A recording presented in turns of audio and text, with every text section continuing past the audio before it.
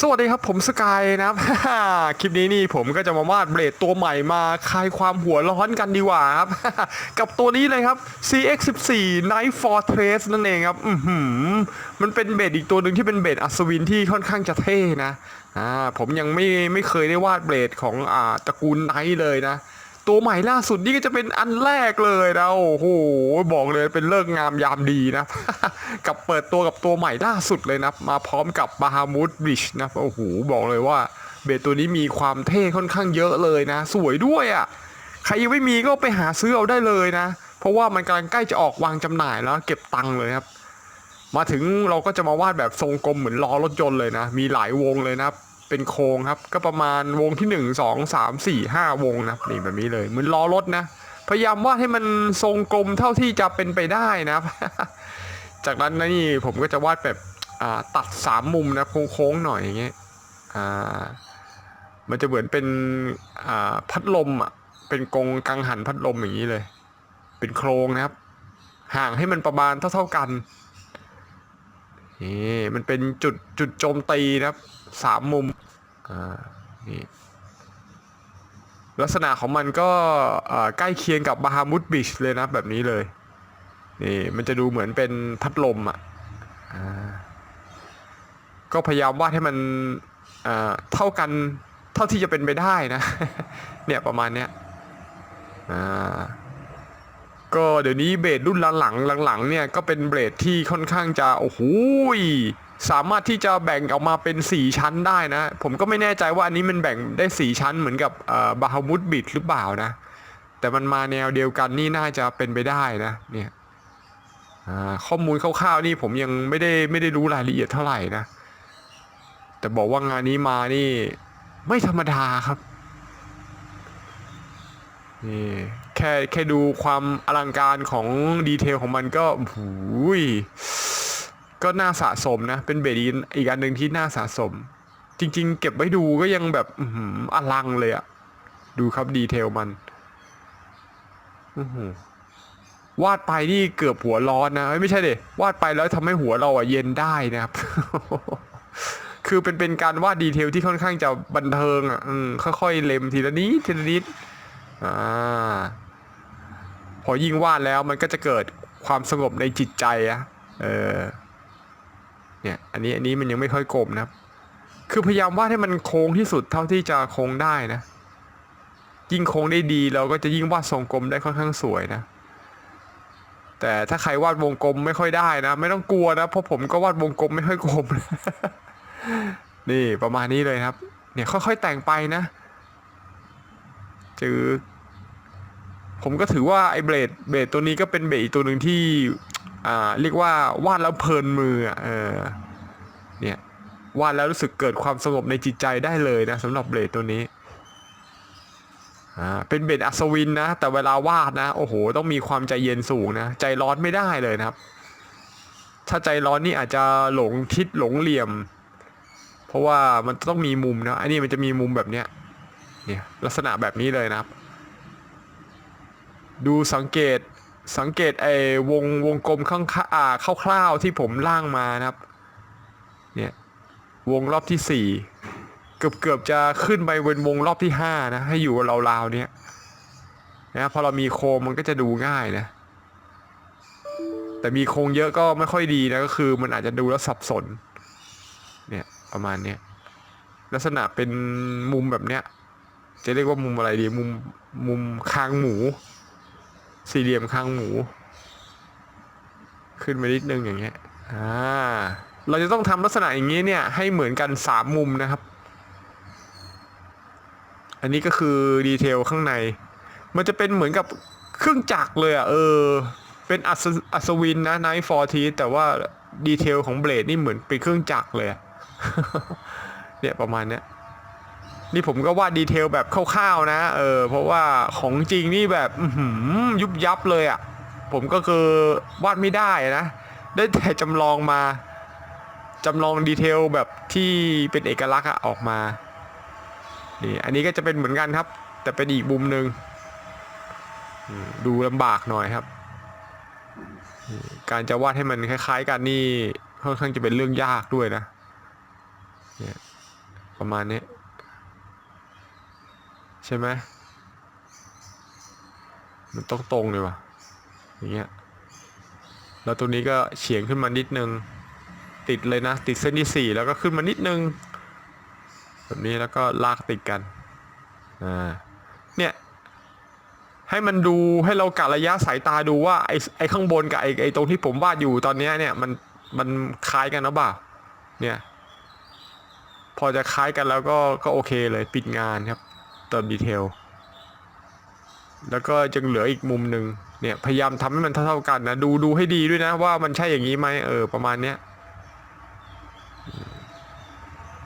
มันก็จะวาดยากก็ตรงนี้แหละครับเนี่ยนั่งอยู่มุมเดิมแต่ต้องวาด3แบบทั้งที่เป็นอันเดิมนะมันโคตรยากอ่ะแต่ถ้าเพื่อนๆสามารถวาดได้โดยที่พลิกกระดาษก็หมุนกระดาษมาแล้วก็เปลี่ยนมุมถนัดดีกว่านะอันนี้ผมไม่ได้เปลี่ยนนะวาดให้ดูสดๆมันก็อาจจะมีสับสนบ้างนะเป็นเรื่องปกตินะผมก็งงนะครับไม่ใช่ไม่งง ไม่ได้เก่งการวาดขนาดซะรู้แม่งไปทุกมุมนะจริงๆก็งงก็บ่อยด้วยเนี่ยมีงมีลืมเหมือนกันครับแต่ไม่ต้องกลัวนะสายลวกเราไม่กลัวการวาดไม่สวยหรือวาดไม่เหมือนครับเรากลัวไม่ได้วาดเท่านั้นแหละ ผมกลัวที่จะไม่ได้วาดแค่นั้นแหละพอเบสรุ่นใหม่ออกมาปุ๊บเสร็จรู้ข่าวต้องวาดทันทีนะเพราะว่าผมเป็นสายพวกชอบวาดสะสมอ่ะไม่รู้เพื่อนๆเป็นก็บ่านะสายวาดสะสมอ่ะเพราะว่าสายลวกอ่ะโอเคมันอาจจะมีข้อเสียคือเราอาจจะวาดได้ไม่สวยเท่ากับต้นแบบที่มีนะแต่ข้อดีคือเราวาดได้ปริมาณมากๆนะ แล้วยิ่งเป็นคนที่ชอบสะสมด้วยนะมันก็แบบอย่างนี้เลยครับก็คือเราชอบวาดสะสมอ่ะพอมันมีอันนึงอาจจะดูแบบไม่ค่อยดีเท่าไหร่แต่พอมันมีหลาย10 อันมันสวยเหมือนกันนะเว้ยอะไรประมาณเนี้ยแล้วมีใครวาดได้อย่างเราหรือเปล่าเราวาดไม่เต็มไปหมดเลยเนี่ยผมมีเบสกว่า10 กว่าอันแล้วนะครับเนี่ยล้อเล่นไปครับวาดค่อยๆทีละชิ้นแม่งล่อมี10 กว่าอันแล้ว โคตรโหดอ่ะบางอันก็ดูดีบางอันก็แบบดูชำนาญนะอะไรเงี้ยถ้าได้วาดใหม่นะรับรองดีขึ้นเยอะแน่นอนครับย้อนกลับไปดูได้ครับสมัยที่ผมวาดเบสแรกๆนี่คือไม่ได้เรื่องเลยเหมือนกับเป็นลูกข่างยุคไดโนเสาร์อ่ะมั่วชิปเป่งอ่ะ รู้สึกอันแรกรู้สึกจะเป็นของเบิร์ดด้วยนะเป็นไซส์นะเฮลไซส์ชื่อยังเรียกผิดด้วยซ้ำนะเพราะตอนนั้นมันแทบไม่รู้จักอ่ะแต่ต้องมาวาดหลังๆพอเริ่มรู้ก็เริ่มพัฒนาวาดไปเรื่อยๆนะแรกๆก็ยังวาดงงๆอยู่นะเบี้ยวไปเบี้ยวมาตอนนี้นี่คือเป็นแบบนี้ไปแล้วครับเป็นการวาดสะสมทีละอันทีละรุ่นนะว่างเมื่อไหร่เห็นรู้สึกอยากได้อยากโดนก็จัดเลยครับนี่ผมก็จัดเลยครับพอดีตัวใหม่มาก็จัดเลยแต่ตัวนี้รู้สึกว่ามัน3 ตัวที่ออกมาล่าสุดเนี่ยคืออะไรอะ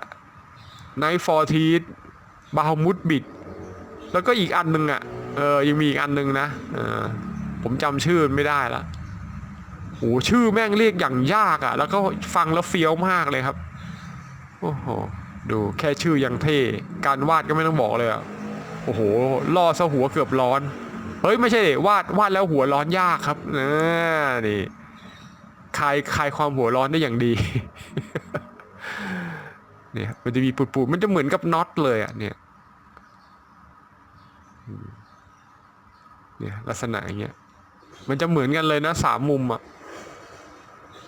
ข้อดีของมันที่มันง่ายก็คือมันจะเหมือนกัน3 มุมนะแต่ว่าข้อยากก็คือเราจะวาดยังไงให้มันเหมือน3 มุม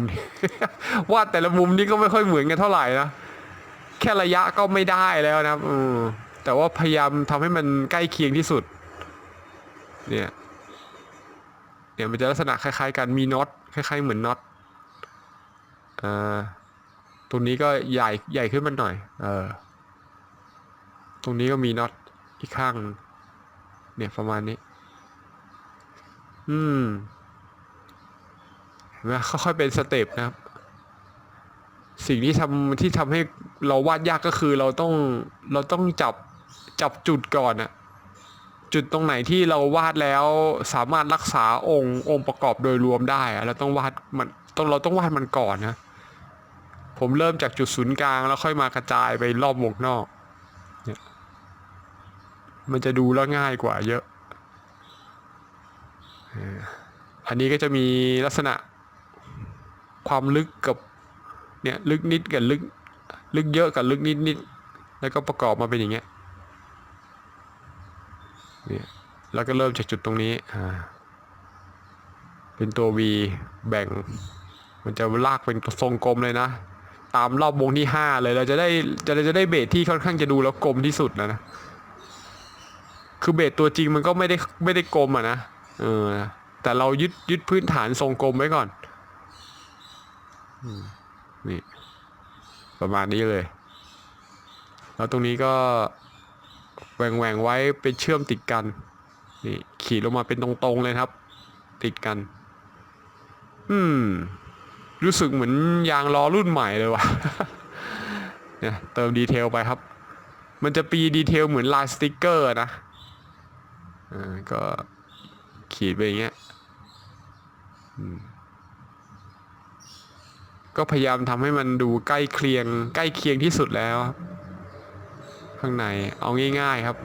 ดีเทลง่ายๆก็พอแล้วไม่ต้องยาก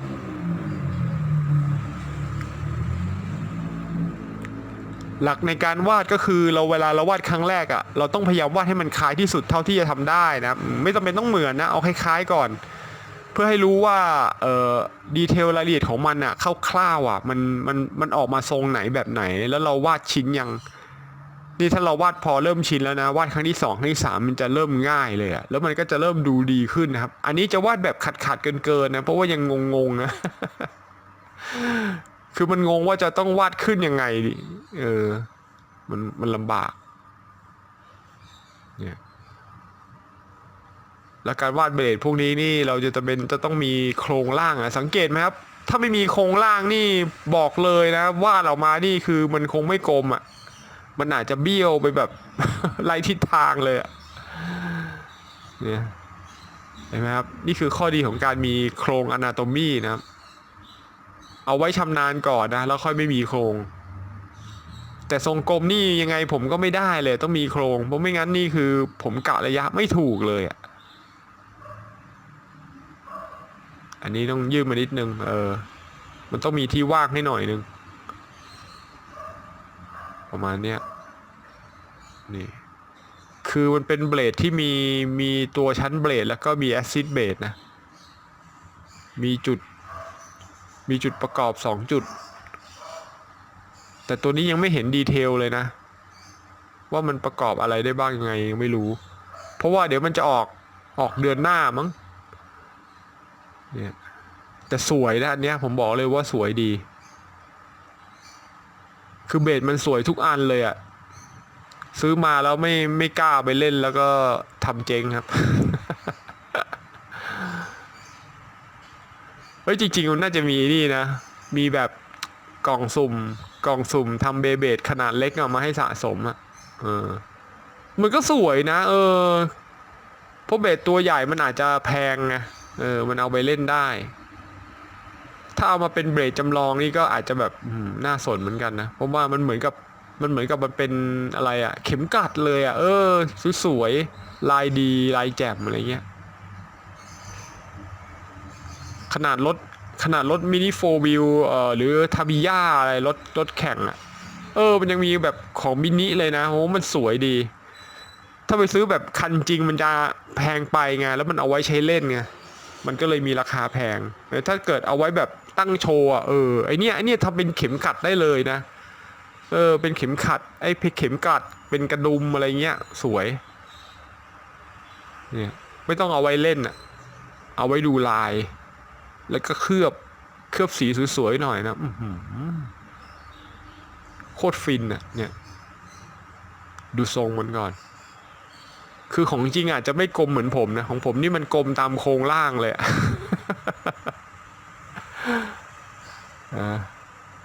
เนี่ยแต่ให้เรารู้ดีเทลมันก่อนนะว่าโครงของมันอะลักษณะมันจะเป็นประมาณเนี้ยเนี่ยอย่างเงี้ยแล้วก็มีทิ้งดิ่งลงไปคือมันต้องกะระยะเยอะเลยอะเนี่ย พอวาดแล้วรู้สึกว่าจิตใจสงบขึ้นเยอะเลยครับหัวจะไม่ค่อยร้อน เพราะว่ามันร้อนไม่ได้นะถ้าเราหัวร้อนหรือจิตใจไม่ปกตินี่มาวาดรูปนี้ไม่มีทางได้ครับเพราะไนท์ฟอร์ทีนี่มันไม่ธรรมดานะครับมันต้องใช้จิตใจของนักรบที่เยือกเย็นสุขุมนะครับสุขุมเยือกเย็นอ่ะไปนั่งบนน้ำตกไม่สะทกสะท้านหรือเจอแดดร้อนๆอย่างเงี้ยไม่ตะโกนว่าโคตรร้อนอะไรเงี้ย นี่เนี่ยก็ประมาณนี้เลยครับเอออย่างเงี้ยขีดออกมาโอ้โหก็เก็บดีเทลได้เท่าที่จะทำได้นะครับเนี่ยก็ประมาณนี้เลยครับเฮ้ยออกมาก็สวยอยู่นะตรงไหนลืมก็เพื่อนๆก็ไปเติมแต่งเอาเลยได้เลยนะดีเทลผมก็ประมาณนี้แหละโอเคก็สวยอยู่นะเว้ยแล้วก็มาวาดเจ้าตัวซัมมอนนะเป็นตัวอสูรสัตว์อสูรอะไรเงี้ยเป็นแบบอัศวินอยู่ข้างในเป็นไนท์อยู่ข้างในครับก็จะเป็นอัศวินที่ถือหอกขนาดยาวนะครับแล้วก็มีโล่ใหญ่ๆเลยเนี่ยหน้าตากอดก็เป็นอัศวินยุคกลางของยุโรปเลยนี่แบบปานนี้โอเคแล้วก็มีหมวกตรงนี้แหลมๆแล้วก็มีปลอยผมด้านหลังแบบโอ้โหสยายเป็นสายฟ้าแบบเท่ๆนี่ยิกๆยักๆโคตรเฟี้ยวครับเนี่ยได้อยู่